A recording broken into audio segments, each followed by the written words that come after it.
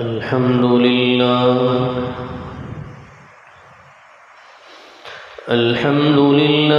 नहमदुहु व नस्तईनुहु व नस्तगफिरुहु व नु'मिनु बिही व नतवक्कलु अलैहि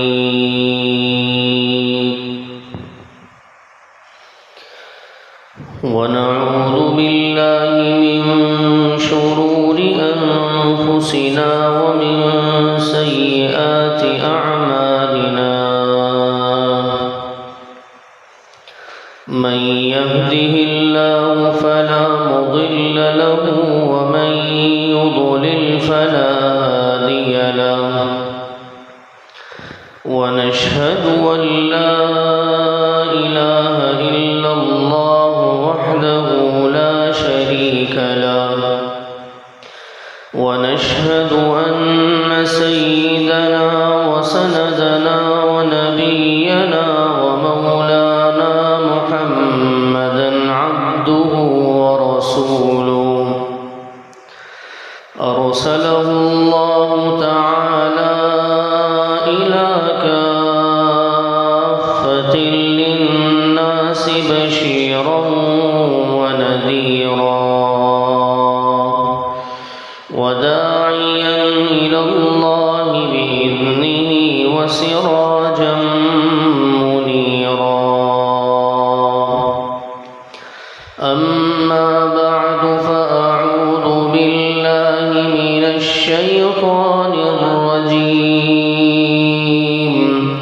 बिस्मिल्लाहिर रहमानिर रहीम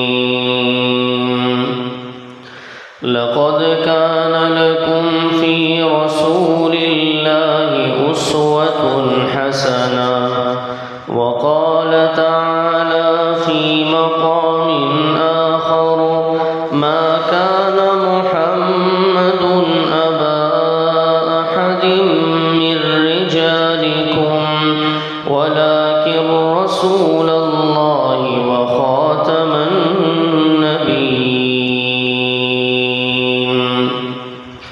व क़ाल तआला फ़ी मक़ामिन आख़र बिस्मिल्लाहिर रहमानिर रहीम अलम नशरह लक सदरक व वदअना अन्क विज़रक अल्लज़ी अनक़ज़ ज़हरक व रफ़अना लक ज़िक्रक वअन अनस रज़ियल्लाहु तआला अन्हु क़ाल क़ाल रसूलुल्लाहि सल्लल्लाहु अलैहि वसल्लम ला युमिनु अहदुकुम हत्ता अकून अहब्ब इलैहि मिन वालिदिही व वलदिही वन्नासि अजमईन सदक़ल्लाहु मौलानल अज़ीम व सदक़ रसूलुहुन नबियुल करीम व नहनु अला ज़ालिका लमिनश शाहिदीन वश्शाकिरीन वल्हम्दुलिल्लाहि रब्बिल आलमीन।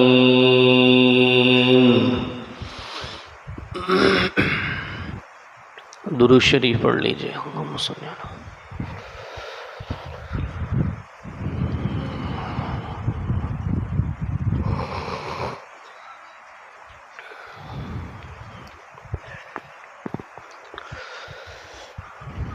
वाजिबुल एहतराम मेरे काबिल कदर दोस्तों, बुज़ुर्गों और अज़ीज़ साथियों, अस्सलामु अलैकुम व रहमतुल्लाहि ताला व बरकातुहू। कुरान करीम की चंद आयत मुबारका रसूलुल्लाह सल्लल्लाहु अलैहि वसल्लम की अहादीस तय्यबा में से एक हदीस तिलावत की है। दुआ है कि अल्लाह तबारक व ताला इसका सही मफ़हूम बयान करने की और हम सब को इस पर अमल करने की तौफ़ीक़ नसीब फ़रमा दे। इस्लामी साल का तीसरा महीना जिसको रबीउल अव्वल कहा जाता है, वो शुरू हो चुका है और ये इस्लामी साल का बड़ा मुबारक महीना है और इस महीने का जो नाम है वो रबीउल अव्वल है। मैं बुनियादी और अहम तरीन कुछ बातें अर्ज़ करूँगा। ये महीना दीगर महीनों से इस एतबार से फ़जीलत वाला है कि इस महीने के अंदर अल्लाह जल्ले जलालुहु ने उस शख्सियत को दुनिया में भेजने का फ़ैसला किया जिसकी वजह से कायनात मुज़य्यन हुई, जो रूए ज़मीन के ऊपर कायनात के लिए बहुत बड़ी नेमत बन के तशरीफ़ लाए, जो रूए ज़मीन के ऊपर कायनात के लिए बहुत बड़ी रहमत बनकर तशरीफ़ लाए और जिन्होंने मिन हैसुल इंसान दुनिया में आने के बाद उसी इंसान को इंसानियत का मकाम बताया। अल्लाह ने उस शख्सियत को जिस महीने में भेजने का फ़ैसला किया उसको रबीउल अव्वल कहा जाता है। इस हैसियत से ये महीना बहुत मुबारक है और आज़मतों वाला महीना है। उलमा का इस बात पर तो इत्तिफ़ाक़ है कि हुज़ूर अकरम सल्लल्लाहु अलैहि वसल्लम तशरीफ़ भी इस महीने में लाए हैं और आप अल्लाह जल्ले जलालुहु के पास तशरीफ़ भी इस महीने में ले गए हैं, इसमें कोई इख्तिलाफ़ नहीं। और ये भी बात अहादीस से साबित है, मैंने इसीलिए शुरू में कहा गौर से सुनिएगा मेरी बात। ये भी बात अहादीस से साबित है कि आप जिस दिन तशरीफ़ लाए और जिस दिन तशरीफ़ ले गए वो यौमुल इस्नैन का दिन था, पीर का दिन, इसमें भी कोई इख्तिलाफ़ नहीं और इत्तिफ़ाक़ी बात है। लेकिन हमारा माशरा इस वक्त जिस चीज़ और बहस में लगा हुआ है कि रसूलुल्लाह सल्लल्लाहु अलैहि वसल्लम की आमद की तारीख़ क्या थी और आपकी वफ़ात की तारीख़ क्या थी। मेरे अज़ीज़ दोस्तों, मैं दो अल्फाज में ये बात कह दूँ कि इसमें उलमा का बहुत ज़्यादा इख्तिलाफ़ चलता हुआ आ रहा है और उलमा ने ये बात फरमाई कि हमें इस मसले और बहस में पड़ने की ज़रूरत नहीं है। क्यों नहीं है, ये सवाल है। इसलिए नहीं है कि अगर हुज़ूर अलैहिस्सलातु वस्सलाम की तारीख़ से जिस तारीख़ को आप तशरीफ़ लाए, चाहे वो 12 हो, चाहे 9 हो, चाहे 8 हो, अगर उस दिन शरीयत की तरफ से कोई हुक्म होता कि तुम इस तरह मनाओ, तुम इस तरह काम करो, इतने नवाफिल पढ़ो, तो हज़रात सहाबा की जमात ज़रूर इसको तय कर लेती कि नबी की आमद का दिन और तारीख़ ये है। लेकिन कोई शरीयत का हुक्म इसके साथ मुअल्लक़ नहीं। हुज़ूर जिस दिन तशरीफ़ ले गए वो कौन सी तारीख़ थी, इसकी भी कोई मुत्तफ़क़ अलैहि तारीख़ नहीं है, इख्तिलाफ़ है उलमा का। और क्यों इसमें इख्तिलाफ़ रहा, इसकी भी वजह उलमा ने ये लिखी कि नबी अलैहिस्सलातु वस्सलाम जिस दिन दुनिया से तशरीफ़ ले गए, जो तारीख़ थी, उस तारीख़ से मुताल्लिक़ अल्लाह जल्ले जलालुहु ने कोई हुक्म सादिर नहीं फ़रमाया कि तुम वफ़ात की तारीख़ में ऐसा करो, ऐसा करो। कोई शरीयत का हुक्म इसके साथ मुअल्लक़ नहीं है। वरना अगर किसी तारीख़ के साथ शरीयत का हुक्म मुताल्लिक़ होता तो हज़रत सहाबा की जमात उम्मत तक उस तारीख़ को पहुँचा देती। और दूसरी अहम तरीन बात कि तारीख़ आने की क्या थी और तारीख़ जाने की क्या थी, ये सवाल क़ब्र में भी नहीं होना। इस सवाल से मुताल्लिक़ कोई शरीयत के अहकामात नहीं है। इतनी बड़ी हस्ती को अल्लाह ने दुनिया के अंदर भेजा और उन्होंने आकर हमें अपना मकाम बताया और वो तशरीफ़ लाए। क्या उनकी तमाम बातें नऊज़ुबिल्लाह ख़त्म हो चुकी है जो हम इस इख्तिलाफ़ के अंदर अपने दिन और रात को निकाल दें? इससे पीछे हटने की ज़रूरत है। आपको अगर कुछ करना है तो आप इन बातों के लेकर इस पर ज़िंदगी गुजारे कि नबी अलैहिस्सलातु वस्सलाम ने क्या अमाल बताए हैं, आपने क्या इरशादात पर अमल करने का कहा है, आपने ज़िंदगी की जवानी कैसे गुजारी है, आपने बचपन कैसा गुजारा है, आपने मक्का की ज़िंदगी कैसे गुजारी, आपने मदीना की ज़िंदगी कैसे गुजारी। इस बातिल और नए नुमा लोगों ने और स्कॉलरों ने उम्मत को नबी की तालीमात से दूर कर कर तारीख़ों के इख्तिलाफ़ में लगा दिया।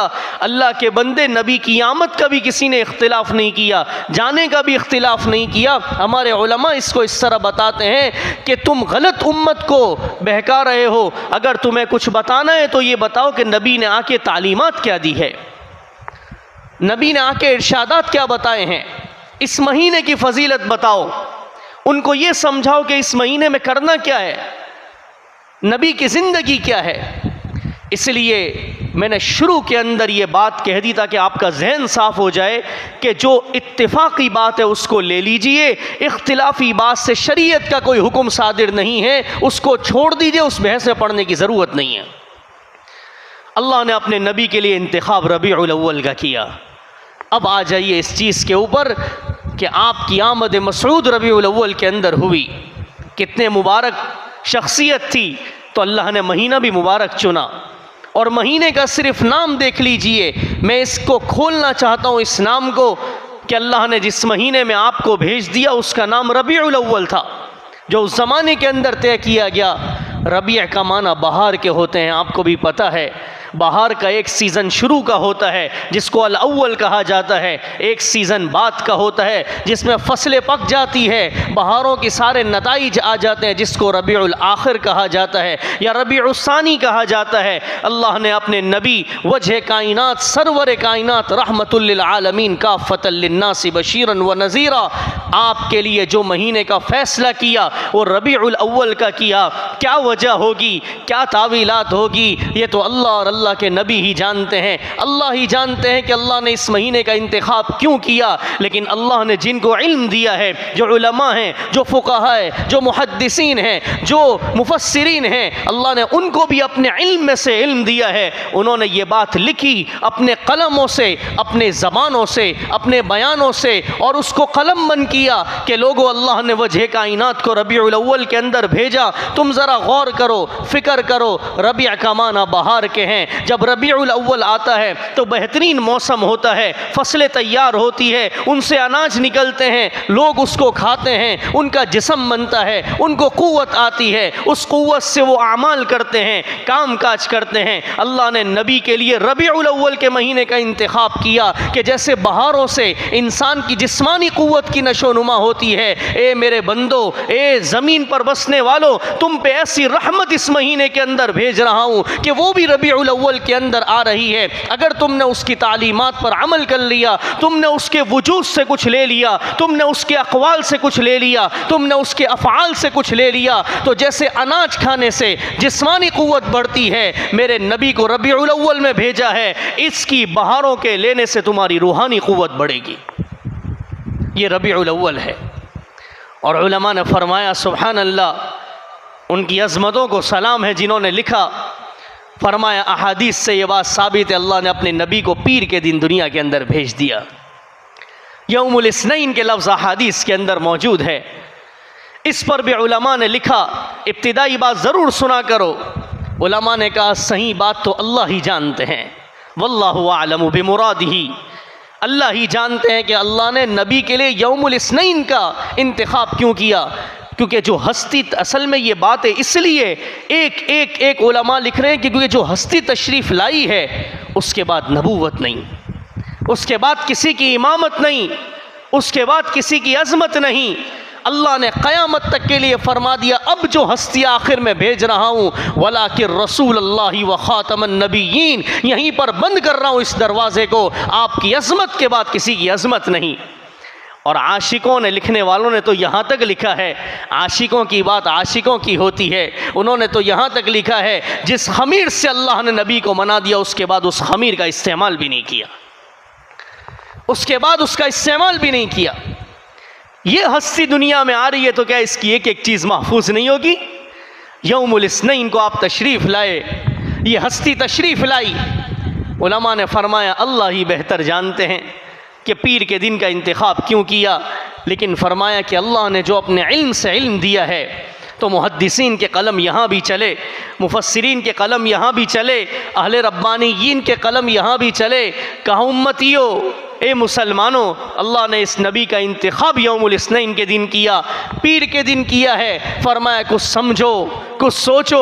अल्लाह ने कायनात के अंदर जो शजर व हजर बनाया है, आसमान व ज़मीन बनाया है, अल्लाह ने इसके लिए अय्याम को बनाया। किस दिन किसको बनाया, किस दिन किसको बनाया? फरमाया अल्लाह ने जब दरख्त की पैदाइश की तो वो पीर के दिन की, दरख्तों की पैदाइश पीर के दिन की।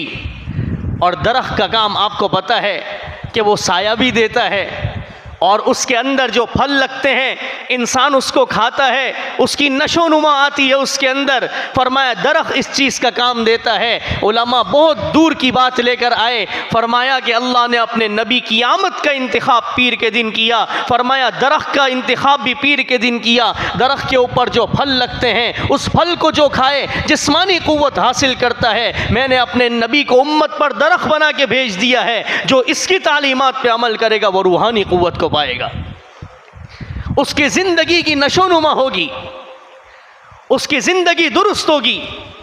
आम नबी तशरीफ नहीं लाए, आम हस्ती तशरीफ नहीं लाई।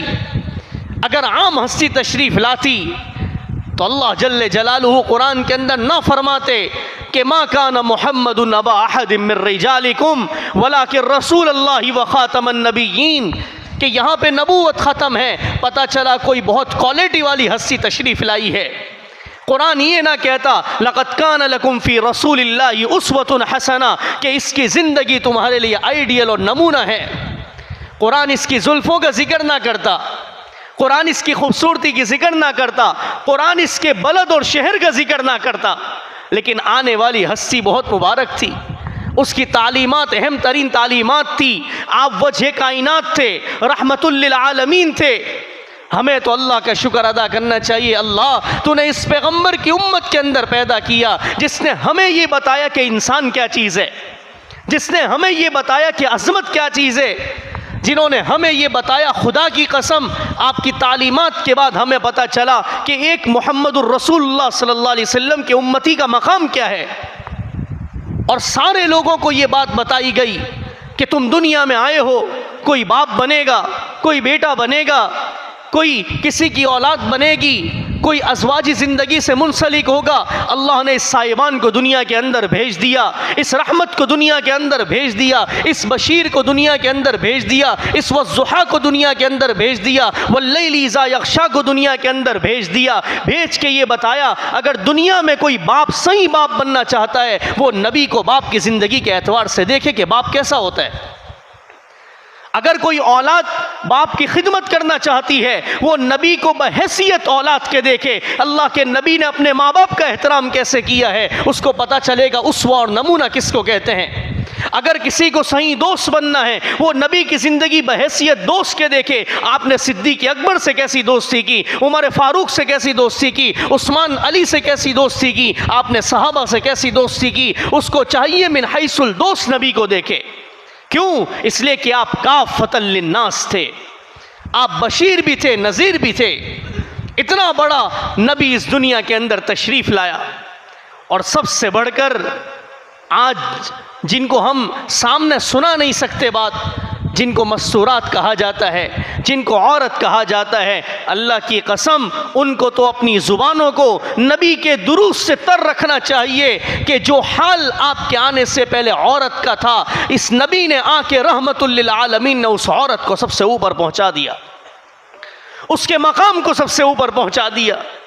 बता दिया कि माँ है तो उसका मकाम ये है, अगर बीवी है तो उसका मकाम ये है, और अगर बच्ची है तो उसका मकाम ये है। जो बच्ची को लेकर जिंदा दरगोर करने पे मिठाई तकसीम करते थे, उस बच्ची को नीचे डालने पर वो रोती रहे, वो तड़पती रहे, वो चीखती रहे, लेकिन उसको नीचे करने पर अपनी सादत समझते थे, अपना फ़ख्र समझते थे, अपना एजाज़ समझते थे। अल्लाह ने इस साइबान को रहमतुल लिल आलमीन को दुनिया में भेजा। आपने तशरीफ़ लाकर उसी बच्ची को, उसी औरत को, उसी माँ को उस घड़े से उठाकर अर्श तक पहुँचा दिया और फरमा दिया कि जिसको अल्लाह बच्ची की सादत दे दे, जिसकी गोद को अल्लाह बच्ची से हरी कर दे और उसके यहाँ 2 बच्चियाँ हों, और वो उसकी सही पैदाइश करे, जन्नत में मेरे साथ होगा, जन्नत में मेरे साथ होगा। फरमाया कोई माँ है, उसकी खिदमत करे, उसके कदमों के नीचे जन्नत है। और माँ है, अपनी औलाद की विलादत की तकलीफ को बर्दाश्त कर रही है, उसकी एक एक आह पे अल्लाह तबारक व ताला उसको नेकी दे रहे हैं, अल्लाह ताला उसको जन्नत दे रहे हैं, उसके गुनाहों को माफ़ कर रहे हैं। आप रहमतुल लिल आलमीन थे, इतनी बड़े नबी के उम्मती, इतने बड़े नबी के हम उम्मती हैं, कोई एहसास हमारे अंदर नहीं है। आपने तो आके एहसास समझाया उम्मत को कि ए अंसार की जमात, ए मुहाजिरीन की जमात, हो भाइयों, आपस में ये इख्तिलाफात, ये ख़ानदानी अपने उसूल और ज़वाबित पर लड़ाइयाँ, ये मैं लेकर नहीं आया।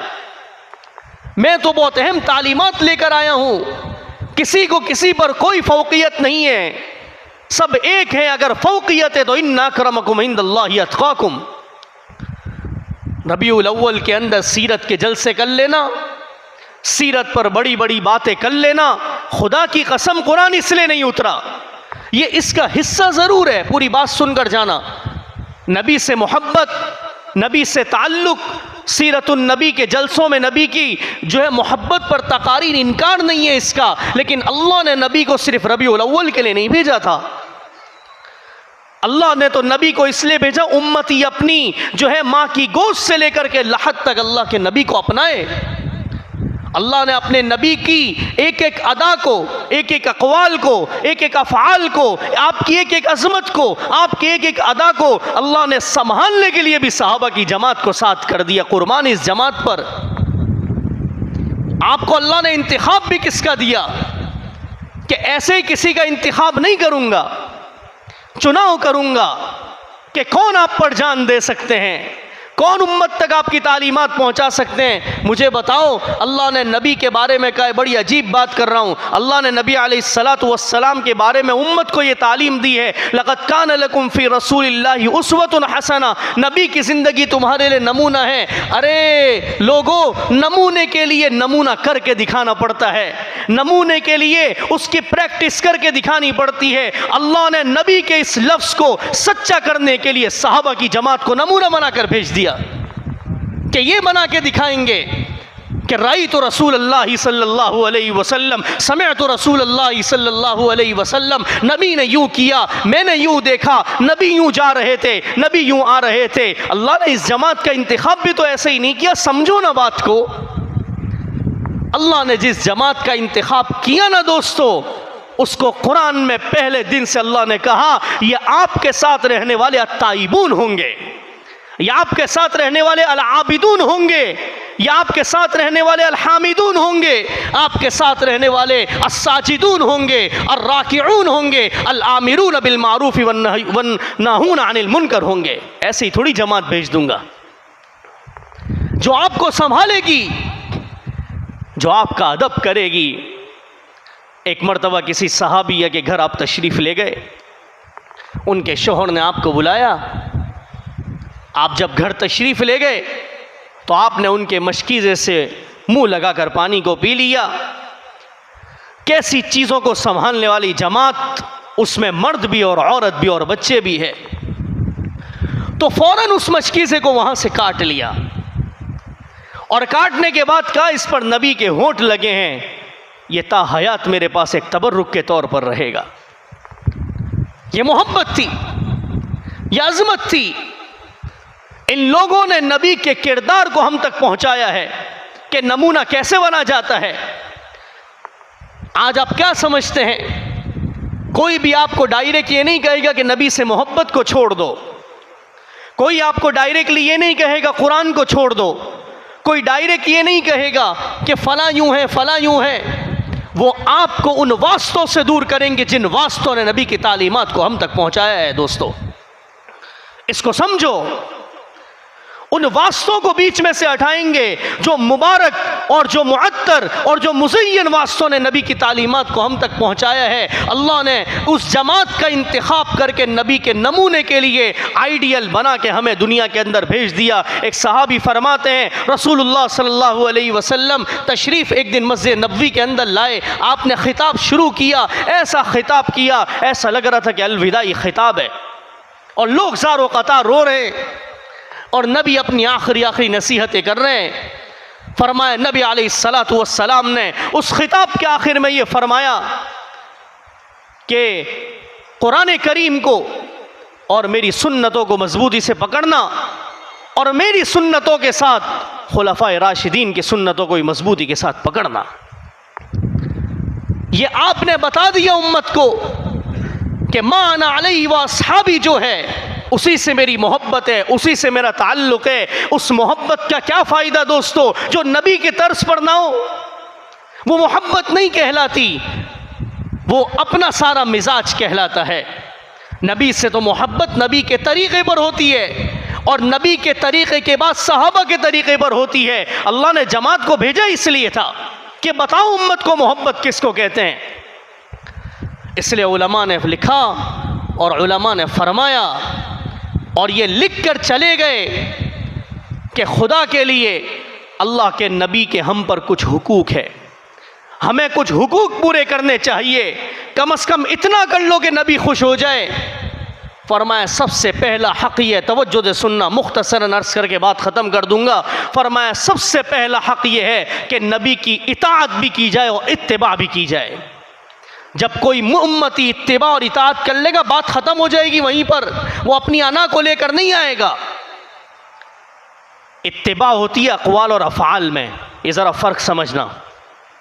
नबी की इत्तिबा और इताअत करनी है, इत्तिबा करनी है आपके अक़वाल और अफ़आल में कि आपने जैसा कह दिया बस आमन्ना वसल्लमना ख़त्म, सहाबा ने जैसे करके बता दिया आमन्ना वसल्लमना ख़त्म।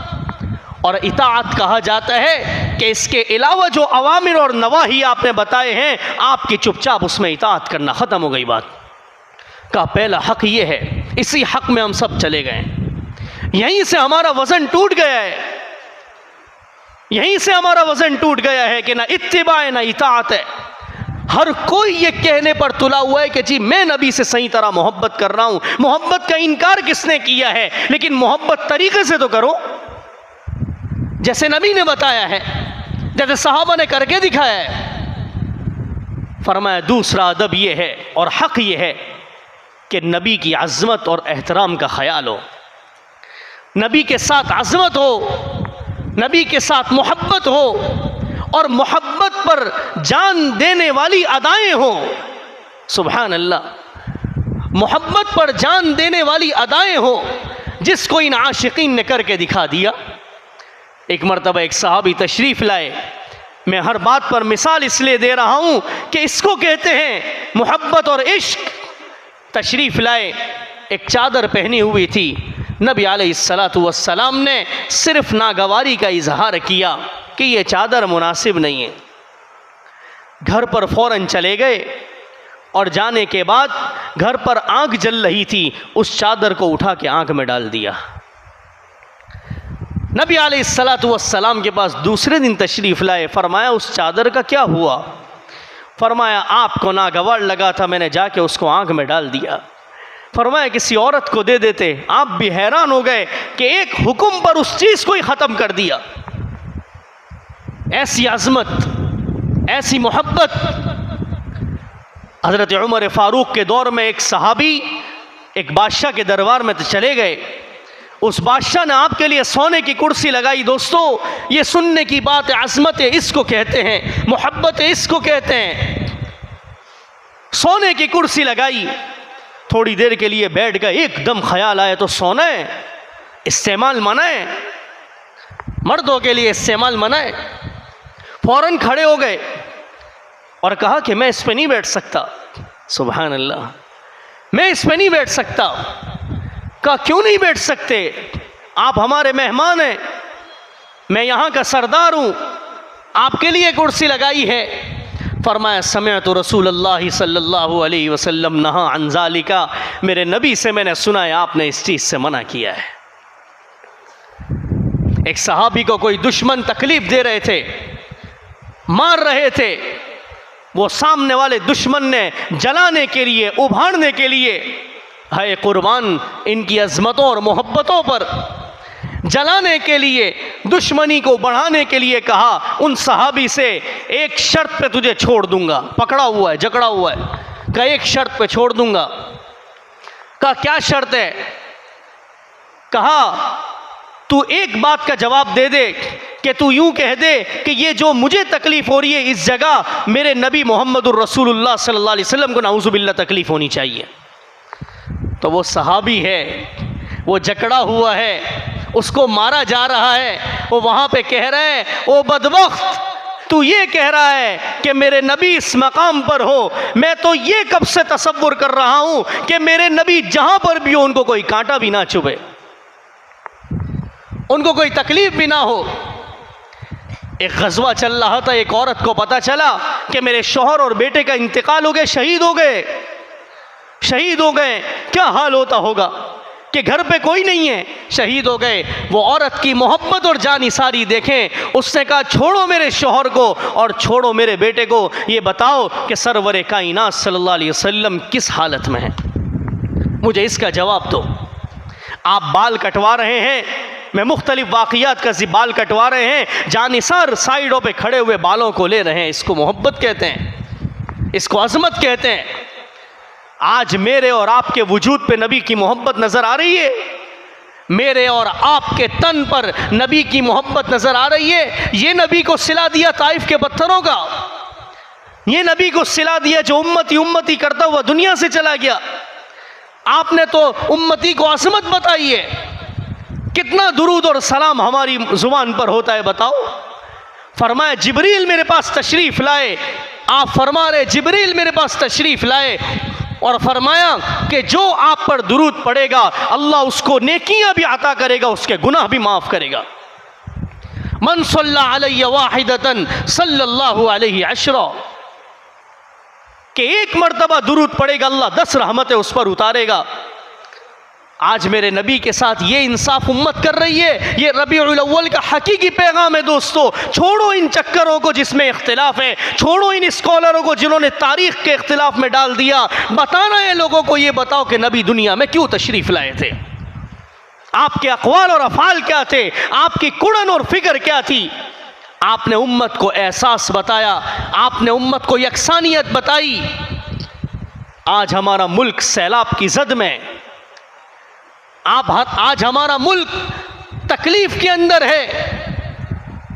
देखा करते थे गज़ा और फ़लस्तीन के हालात, आज इस मुल्क इस लपेट के अंदर है।